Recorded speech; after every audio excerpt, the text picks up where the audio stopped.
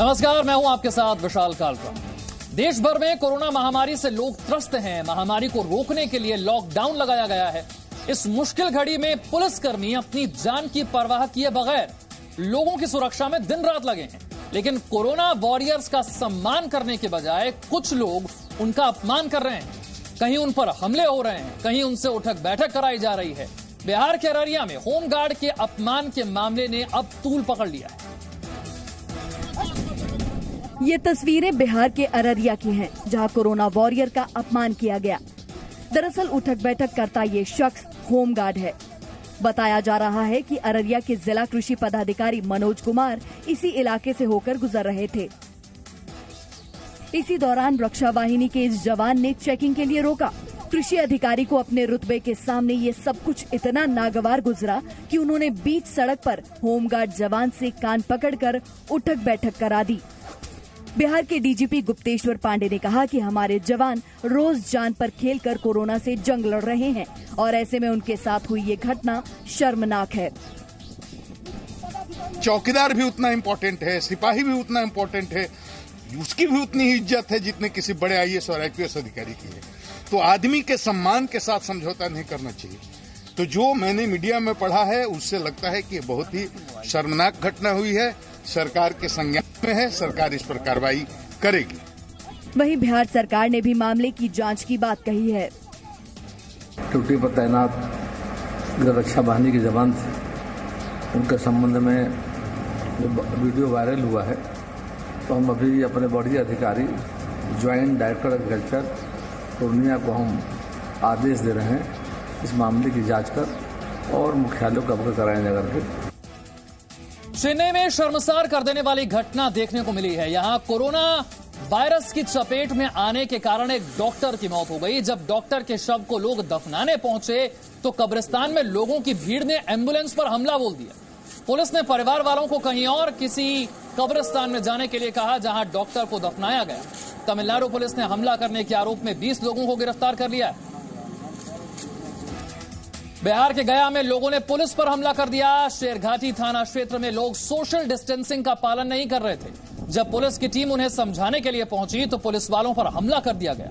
हमले में एक एसआई सहित 2 पुलिसकर्मी घायल हो गए। इस मामले में 6 लोगों को हिरासत में ले लिया गया है।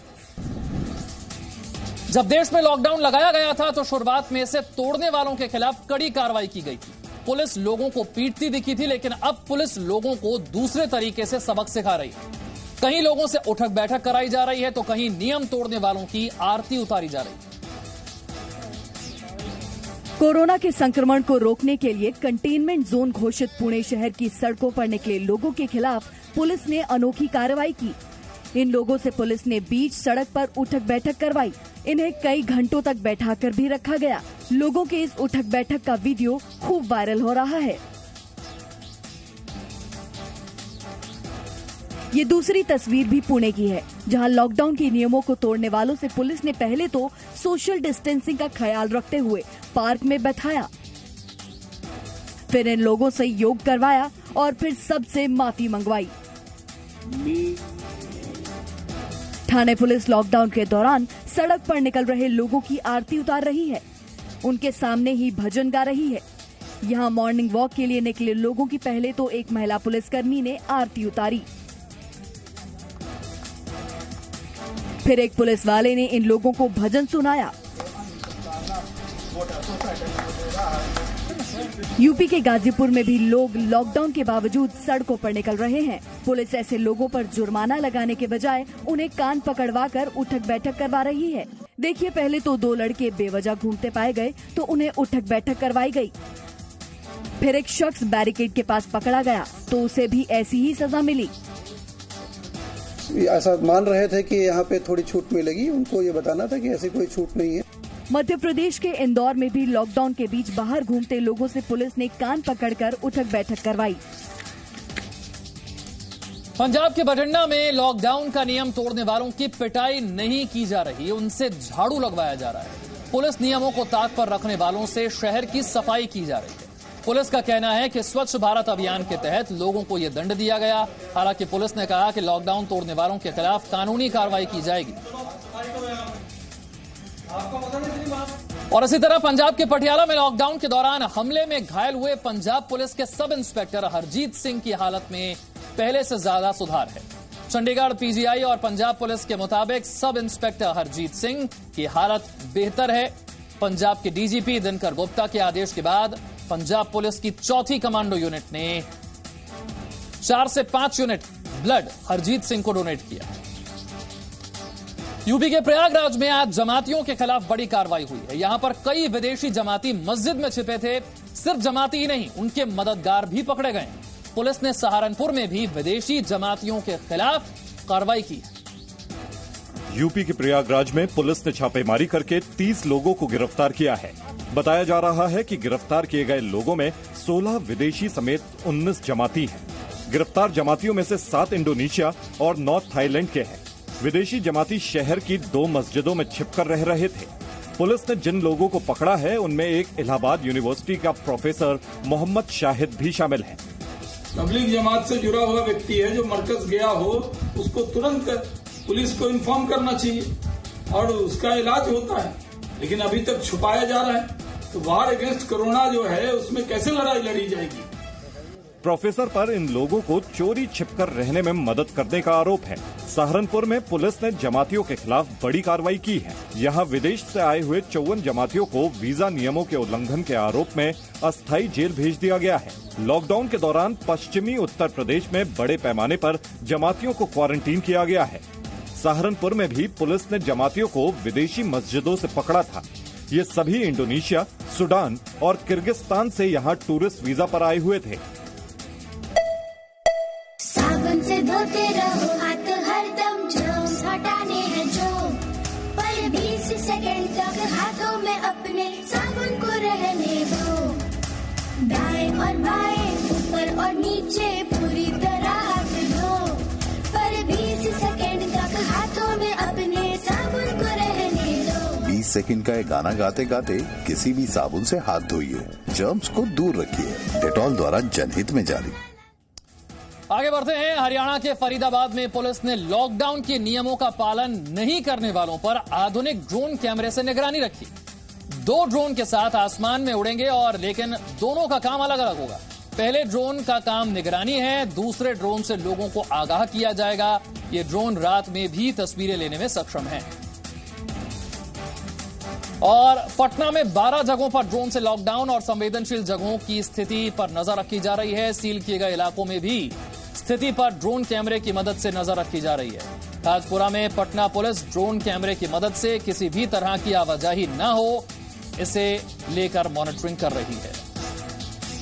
यूथ कांग्रेस के एक नेता पर शराब तस्करी का आरोप लगा है। जिस गाड़ी में कांग्रेस का यह नेता सवार था उसमें से पुलिस ने शराब की 12 बोतलें बरामद की है।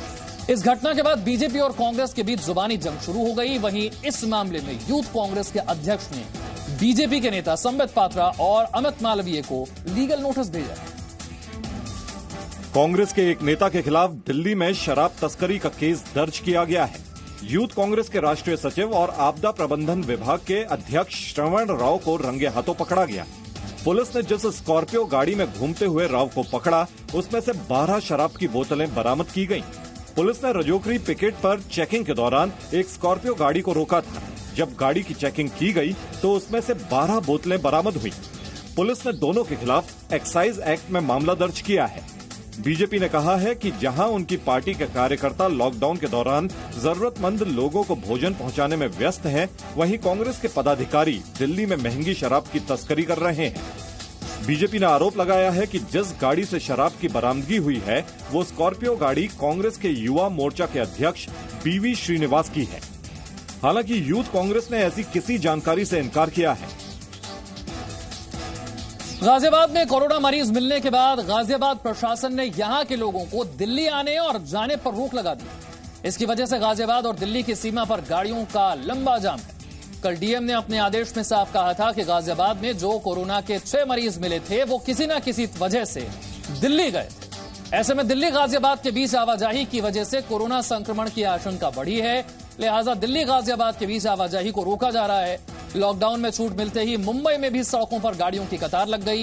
ये तस्वीरें नवी मुंबई के वाशी टोल नाका की हैं, जहां पर आज सुबह गाड़ियों की लंबी लाइन लग गई। वाशी टोल नाका मुंबई शहर में आने के लिए इस्तेमाल होता है।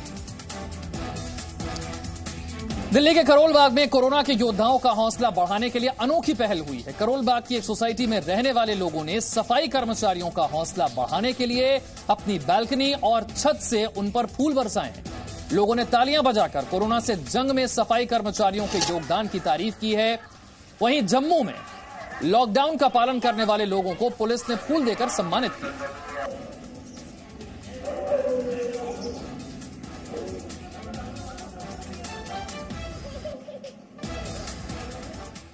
बहुत अच्छा लगा, बहुत ही अच्छा लगा हमें। हम चाहते थे, मैं चाहती थी कि मेरे पास भी फूल हो, मैं उन पे बरसाऊं।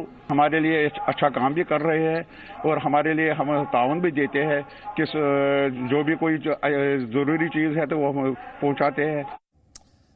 और लॉकडाउन के बीच कोरोना पलायन ने ली मासूम की जान। घटना छत्तीसगढ़ के बीजापुर की है। कई किलोमीटर चलने के बाद बच्ची ने यहां पर दम तोड़ दिया। लॉकडाउन के बीच लोगों का एक राज्य से दूसरे राज्य में पलायन जारी है। छत्तीसगढ़ के बीजापुर में इसी पलायन की वजह से 12 साल की नाबालिग बच्ची की मौत हो गई। इस बच्ची का परिवार रोजगार की तलाश में बीजापुर से तेलंगाना गया था। लॉकडाउन के बाद परिवार 3 दिनों के सफर के बाद बीजापुर पहुंचा था, लेकिन यहां पहुंचने के बाद इस बच्ची की डिहाइड्रेशन की वजह से मौत हो गई। जहाँ तक ये लग रहा है, ये गर्मी का सीजन है, दिन भर रात भर ये लोग बाग चल रहे हैं, तो उसके कारण हो सकता है एग्जॉशन हो गया हो, या फिर इलेक्ट्रोलाइट इम्बैलेंस, या फिर शरीर में पानी की कमी, यही एक कारण हो सकता है। तेलंगाना से बीजापुर पहुंचने के लिए बच्ची और उसके परिवार वालों ने करीब 100 किलोमीटर पैदल यात्रा की थी। लॉकडाउन की वजह से लोग अपने रिश्तेदारों की अस्थियां भी विसर्जित नहीं कर पा रहे हैं। लॉकडाउन की वजह से लुधियाना के शमशान घाट में कई मृत लोगों की अस्थियां रखी हुई। पंजाब के लुधियाना में लॉकडाउन की वजह से मरने वालों की अस्थियां लावारिस हालत में शमशान घाट में पड़ी हुई हैं। दरअसल लॉकडाउन की वजह से लोग अपने रिश्तेदारों का अंतिम संस्कार तो कर पा रहे हैं, लेकिन उनकी अस्थियां हरिद्वार जाकर प्रवाहित नहीं कर पा रहे। इसी वजह से लॉकडाउन के दौरान मरने वालों की अस्थियां लुधियाना के शमशान में जमा हो रही हैं। अस्थियों का अलग अलग बैग बनाया गया है, उस पर मरने वाले का नाम और परिवार के सदस्य का मोबाइल नंबर लिखा गया है। कोरोना काल के बीच लोग शादी भी कर रहे हैं, हालांकि उनकी ये शादी सूनी सूनी सी रह रही है, क्योंकि न बैंड बाजा है न बारात है। उत्तराखंड के रुद्रप्रयाग में लॉकडाउन के बीच एक व्यक्ति को शादी करने की अनुमति मिल गई, लेकिन दूल्हा सिर्फ 3 लोगों को लेकर दुल्हन को लेने निकला, क्योंकि प्रशासन ने शादी में सिर्फ 5 लोगों के शामिल होने की इजाजत दी थी। No signal, no worry. Presenting Z News app with live TV, latest updates and expert opinion. Available on Google Play and App Store. Download it now.